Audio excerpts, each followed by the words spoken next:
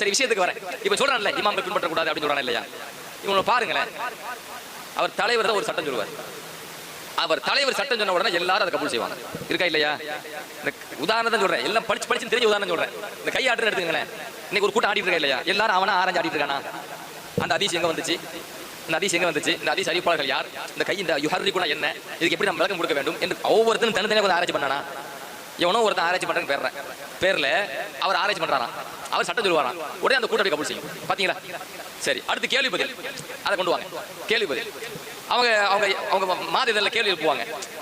அண்ணன் அவர்களே, தலைவர் அவர்களே, எங்களுக்கு இந்த மாதிரி சந்தேகம் இருக்கிறது மார்க்கத்திலே, பதில் தாருங்கள். உடனே அவர் அண்ணன் பதில் சொல்லுவாரு, தலைவர் பதில் சொல்லுவாரு. இதை கபூல் செய்யறாங்க. ஒருவர் மார்க்கத்தை ஆராயிறாராம், ஆராய்ந்து சட்டம் சொல்றாராம். இன்னொருத்தர் பின்பற்றி போறாராம். இதுக்கு என்ன பேரு? இதுக்கு என்ன பேரு? அதனால தக்லீது புட்டாளா?